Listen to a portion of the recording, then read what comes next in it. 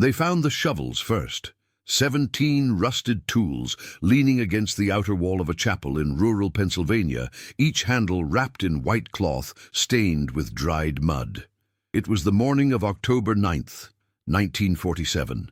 The man who discovered them said the earth around the building looked freshly turned, but no one had been buried there in over 20 years. What happened in the months that followed was never fully explained, and the silence that surrounded it became part of the story itself. Attention! The case you are about to hear was concealed for decades. Before we begin, write in the comments where you are listening from and what time it is at this exact moment, because this story began at exactly the same hour. The town of Ashford Creek had fewer than 300 residents in the autumn of 1947. Most families had lived there for generations. The roads were dirt. The nearest hospital was 40 miles away. And at the center of everything stood the Church of the Renewed Covenant, a small wooden structure painted white, surrounded by pines and a low stone wall. The congregation was led by a man named Reverend Micah Aldrin. He had arrived in the spring of 1945, just after the war ended. No one knew much about him. He was tall, thin, and spoke with a quiet certainty that some found comforting. Others said his eyes never seemed to rest on anything for long. By the summer of 1946, attendance at Sunday services had grown. Families who had stopped going to church years before began returning. Reverend Aldrin preached about renewal, about leaving behind the weight of the past, about preparing for something he called the final grace. He never explained what that meant. In the winter of that same year, a small group within the congregation began meeting separately. They called themselves the Inner Circle. There were 12 of them at first, men and women between the ages of 23 and 59. They gathered in the basement of the church on Wednesday nights. The door was always locked from the inside. No one else was invited. According to a diary found years later, the meetings began with prayer, then silence. Then Reverend Aldrin would speak about sacrifice, about the body as a vessel, about the earth as a place of waiting. One entry, dated January 14, 1947, reads, "He says we must dig our own, that it is the only way to show we are ready, that the act itself is the offering. The handwriting is careful, steady. There is no sign of distress." But the next entry is dated 3 months later. In the spring of 1947, residents began noticing changes. Members of the Inner Circle stopped attending town gatherings. They withdrew from conversations. Some quit their jobs. Others stopped speaking to family members who were not part of the group. A woman named Eleanor Pritchard, whose sister was among the 12, later told a local reporter that her sister had become unreachable. She said her sister would smile when spoken to, but the smile never seemed connected to anything real. "It was like she was already somewhere else," Eleanor said in a recorded interview from 1953. "Like she was waiting for permission to leave." On the night of September 23, 1947, the Inner Circle gathered at the church for the last time as a complete group. What happened during that meeting was never fully documented. But 3 days later, a farmer named Harold Yost noticed activity near the chapel at dawn. He said he saw figures moving in the graveyard, slow, methodical, carrying shovels. He did not approach them. When he returned the next morning, the shovels were gone. But the earth had been disturbed in 12 places, rectangular patches of turned soil, each roughly 6 feet long and 3 feet wide, arranged in 2 perfect rows. Harold reported it to the town constable, a man named William Tess. Together they went to the church. The door was unlocked. Inside, they found the pews empty. The altar had been cleared, and on the floor near the pulpit was a single piece of paper. It was a list of names, 12 in total, all members of the Inner Circle. Beneath the names, written in the same hand, was a single line: "We have prepared the ground. Now we wait for the call." William Tess contacted the families. Most had not seen their relatives in days. Some said they had received letters, short notes explaining that they were fulfilling a covenant, that they would not be coming home, that they were at peace, but no one knew where they had gone.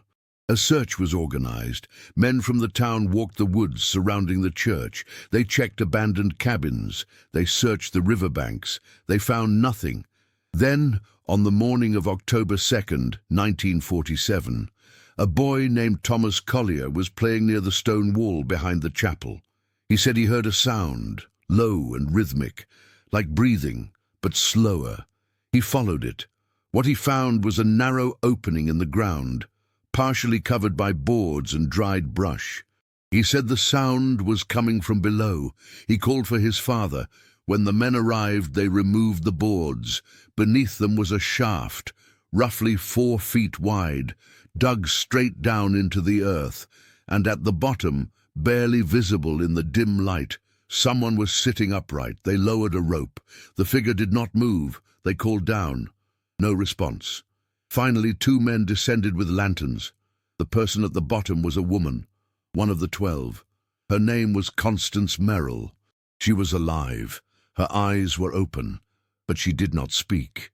Her hands were folded in her lap, and around her neck was a wooden cross, carved with symbols no one recognized. She was pulled to the surface.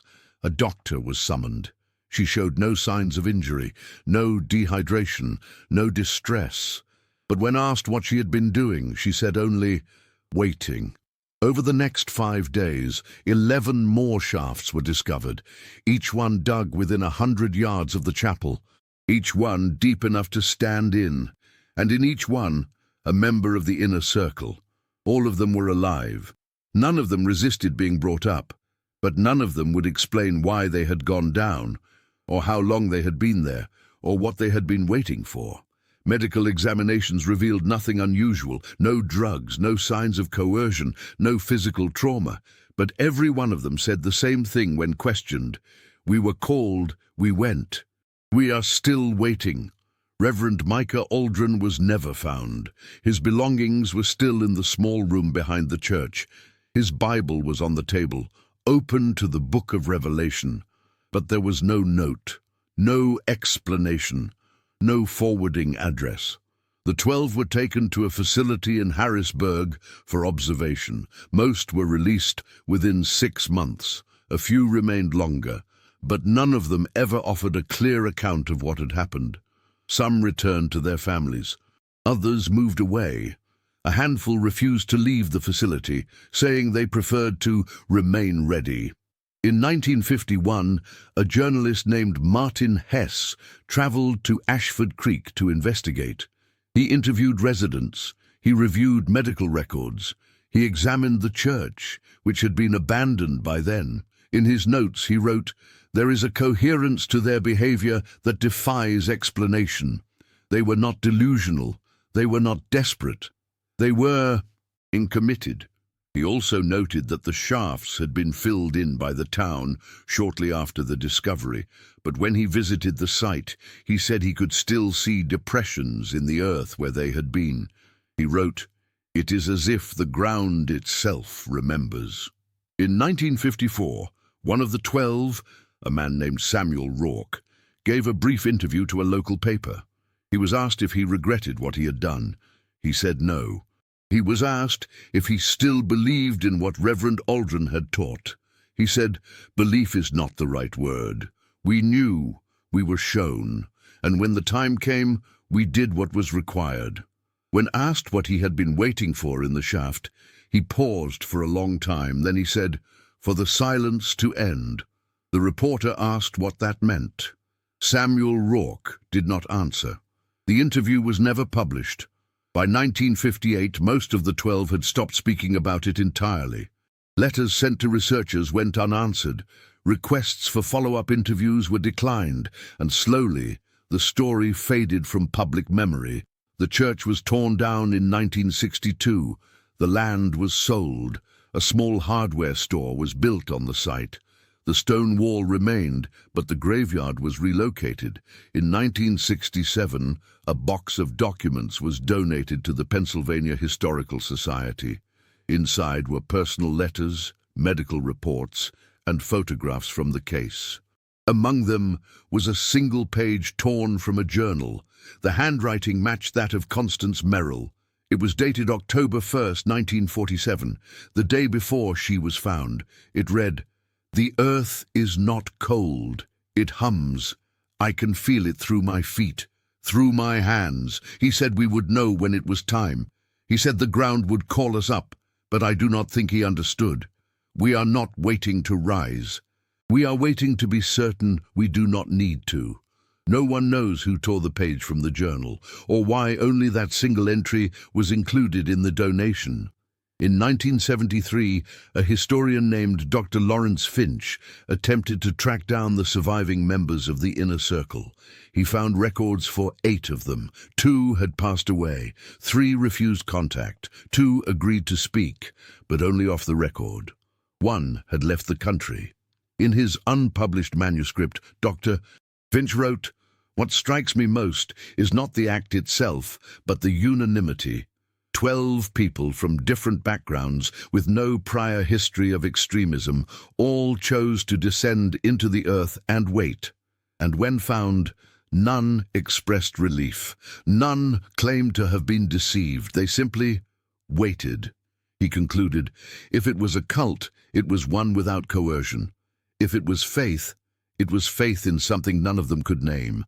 And if it was madness, it was the most organized madness I have ever encountered. The manuscript was never completed. Dr. Finch died in 1976. His notes were donated to a university archive, where they remain largely unexamined. In 1979, a documentary filmmaker named Angela Prine traveled to the site of the former church. She interviewed elderly residents who remembered the events. Most were reluctant to speak. But one man, a retired postal worker named Gene Lawson, told her something he had never mentioned before. He said that in the weeks before the shafts were discovered, he had delivered several letters to members of the Inner Circle. All of them were postmarked from the same place, Ashford Creek, but they had been mailed from a post office that did not exist. He said he checked the records. No such office had ever operated in the area, but the stamps were real, the postmarks were clear, and the letters had all been opened. Angela asked what the letters said. Gene said he never saw the contents, but he remembered one phrase, repeated by multiple recipients when asked about them. "The ground is ready." The footage from that interview was never used. Angela abandoned the project shortly after. In a letter to a colleague, she wrote, "I do not think this story wants to be told. Every time I try to clarify something, it becomes more opaque. I'm starting to believe that the ambiguity is the point. To this day, no records exist of Reverend Micah Aldrin before his arrival in Ashford Creek. No birth certificate, no prior employment, no family. It is as if he appeared in 1945 and vanished in 1947, leaving only a list of names and 12 empty shafts. Some believe he was a fraud. Others think he was mentally ill. A few suggest he was something else entirely. But the 12 who followed him never called him a liar. They never said they were tricked, and none of them, in all the years that followed, ever claimed they wanted to leave the ground before they were found. In 2003, a journalist named Peter Wald revisited the case for a podcast series. He managed to locate the daughter of Constance Merrill. Her name was Judith. She was in her 60s. She agreed to speak, but only once. She said her mother never talked about what happened, but she remembered something from her childhood, a night when she was 10 years old, long after the events in Ashford Creek. She had woken up and found her mother standing in the backyard, staring at the ground. Judith asked what she was doing. Her mother turned and smiled. Then she said, "Just listening." Judith asked what she was listening for. Her mother said, "To see if it still remembers me." Peter asked Judith if she believed her mother had been brainwashed. Judith said no. She said her mother was one of the most rational people she had ever known, but she also said there was something in her that never came back up. The podcast episode was released in 2004. It received little attention.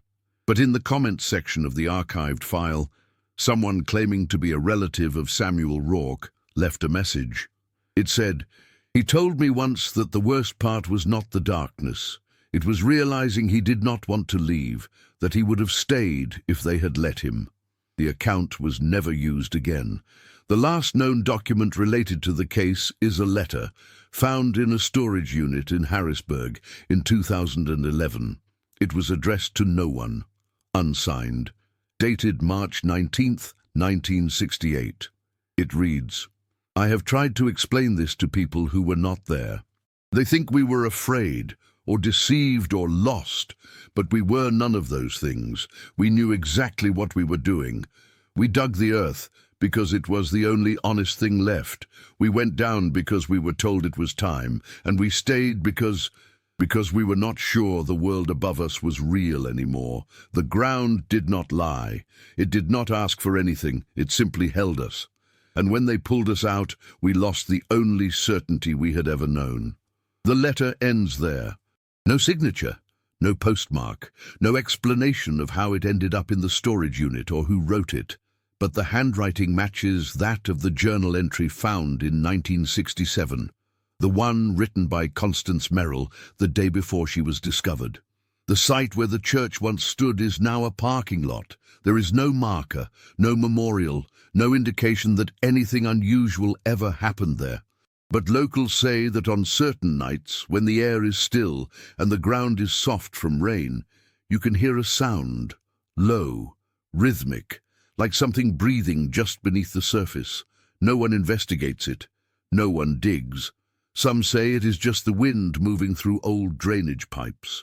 Others think it is the earth settling. A few believe it is something else, something that was never meant to be disturbed. The last official record of the case was filed in the summer of 1968. It contains medical summaries, witness statements, and a brief note from the lead investigator, a man named Thomas Greer. He wrote, "After reviewing all available evidence, I can find no crime, no coercion, no fraud. What occurred in Ashford Creek was not an act of violence, it was an act of faith, and faith, no matter how strange, is not illegal. The case is closed."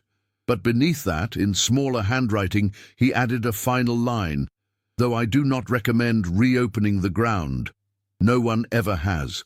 The 12 who descended are now gone. Most died of natural causes between 1970 and 2009.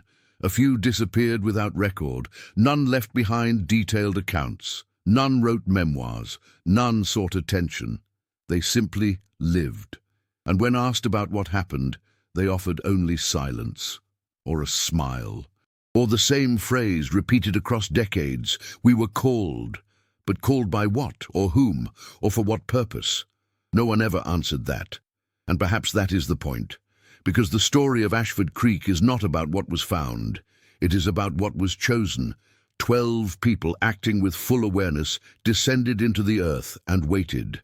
Not for rescue, not for revelation, but for something they believed would come. And when it did not, they chose to wait longer. Even after they were brought back to the surface, even after the shafts were filled, even after the church was torn down, and the land was sold, and the years passed, and the world moved on, they were still waiting. And maybe they still are. The last document was dated the year 1968. No new record was found. Some say none of it happened. Others prefer not to comment.